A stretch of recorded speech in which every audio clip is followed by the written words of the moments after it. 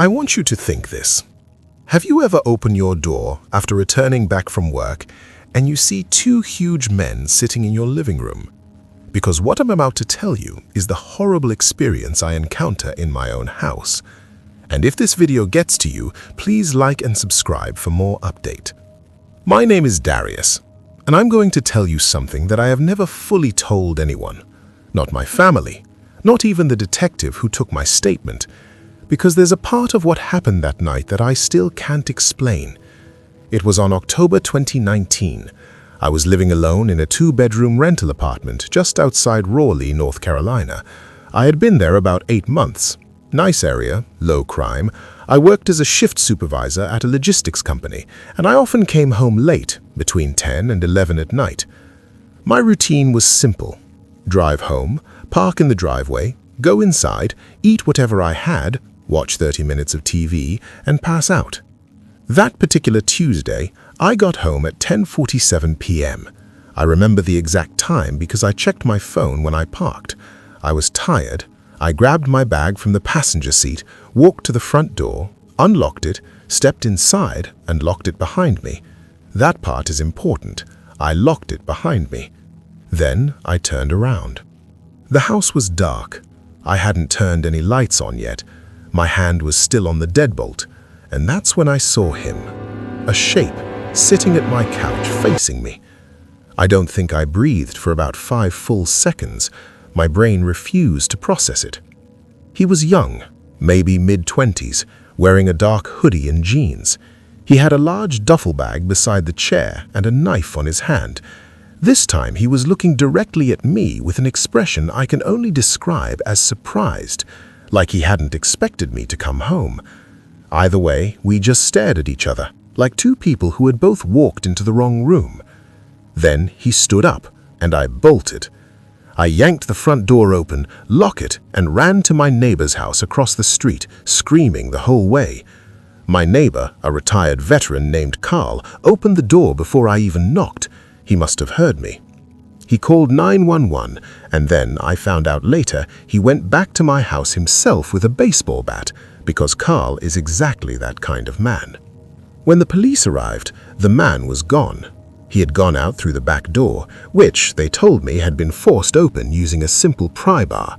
The lock had been compromised, quietly and cleanly, the kind of job someone does when they've done it before and they're not in a rush. He had clearly been inside for a while. The duffel bag was still there. He left it when he ran. Inside were my laptop, a small fireproof lockbox I kept in my closet, 2 watches, and $240 in cash I kept in a drawer. He had gone through every room. The bedroom, the second bedroom I used for storage, the bathroom cabinet, everything. The police were professional. They took prints, took the bag, filed the report. They said it looked like a routine break-in by someone who thought the house was empty. The back door forced entry, the filled duffel, the staged seating. They said he was probably resting, taking a break before carrying the bag out. They made it sound so ordinary, so explainable. But here is the part I didn't tell them. Here is the part nobody knows. When I turned on that light and saw him sitting there in the 3 or 4 seconds before I ran, I noticed something.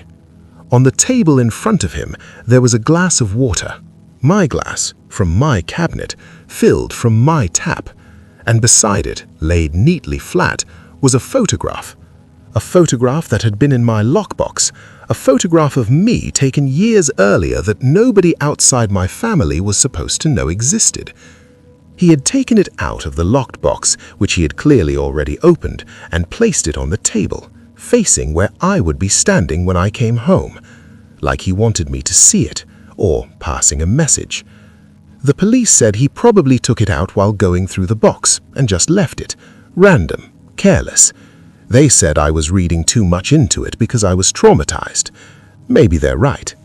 But I moved out of that house within 2 weeks, and sometimes, at night, in my new apartment, I still think about that glass of water on the table, like he had all the time in the world. They never caught him, and that is still the part that traumatized me.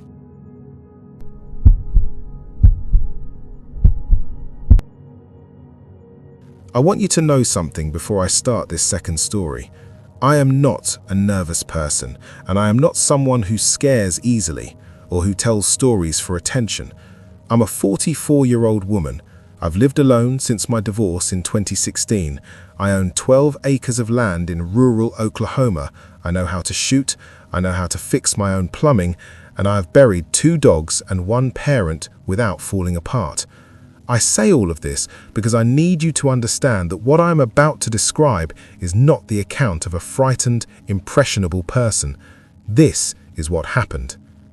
The first break-in was in March of 2021. I came home from the feed store on a Saturday afternoon and found my back window, the one that faced the tree line, pushed in. Not broken. Someone had removed the screen and lifted the old single-pane window from the outside. The house had been gone through quickly. A small amount of cash was taken, along with a hunting knife I kept on the kitchen counter and a portable battery pack. Nothing major. The police came, took a report. They said it was probably someone passing through. My nearest neighbor is 4 miles away. These things happen out here, they said. I replaced the window with a double-pane lock model and installed a camera above the back door. I felt fine. Second break-in was 6 weeks later, early May. This time, I was home. It was 2 a.m. and I woke to the sound of something on the back porch. I got out of bed, took my .38 from the nightstand drawer and went to the kitchen. Through the window over the sink, I saw a man standing on my back porch. He was standing right in front of the door, not trying to get in yet, just standing there, looking at the house. I turned on the porch light and he ran, fast, into the trees. I called the police again. The officer who came out found boot prints in the mud leading from the east tree line to my porch and back. Heavy tread, large size. He said it could be the same person from March, someone who knew the property, who felt comfortable coming back. He said I should keep my doors locked and call if I saw anything else. After that, I installed 2 more cameras, reinforced the back door with a steel bar brace, and started sleeping with my dog, Ringo, beside the bed. Ringo was a 90-pound shepherd mix who had once chased a coyote off the property, so I felt reasonably secure. For 4 months, nothing happened. I started to relax again. I told myself the lights and cameras had scared him off for good. Summer came and went. Then September arrived, and so did the 3rd visit. It was a Wednesday night, just after midnight. Ringo woke me up. He wasn't barking, he was whimpering. I had never heard him whimper like that in 6 years. I got up and checked my phone. The back camera had triggered a motion alert at 12:08 a.m. I opened the app. The footage was grainy, night vision green, but clear enough. There were 2 of them this time. One was standing near the tree line. The other was already in the yard, moving toward the house. But the one moving toward the house, something about it wasn't right. I watched the clip 3 times. It was moving too slowly. The head was down. I called 911 immediately. I told them there were 2 intruders on my property. The officers told me a car would be there in approximately 22 minutes. 22 minutes is a long time when you live alone on 12 acres. I turned off all the lights in the house. I did not want to be visible. I took my gun and sat against the wall in the kitchen, away from the windows. Ringo was still on the floor, still whimpering. For about 8 minutes, nothing. Then I heard the back door handle move, followed by footsteps on the porch, but only one set, one person walking back and forth, which meant the other one was somewhere I couldn't hear. That thought, that one of them was somewhere I couldn't track, was the most frightening thought I have ever had in my life. I heard a pressure against the front glass window, like something leaning into it from outside. I shouted. I said I was armed and the police were on the way. The pressure on the window stopped. The police arrived and found one man hiding in the barn at the back of the property. The one who had been pacing on the porch was 23 years old, local, known to police for prior theft charges. He was arrested. He was so frightened by the time they found him that he could barely speak. They did not find the second person. They said the camera footage showed one person with unusual gait, possibly impaired, and that he may have fled before they arrived. no evidence of anyone else. The young man who was arrested refused to say who had been with him. He refused to discuss the third visit at all. The only thing he said, and an officer told me this later, unofficially, were 4 words over and over when they were putting him in the car. He kept saying, "I didn't bring it." Only him knows what those words means.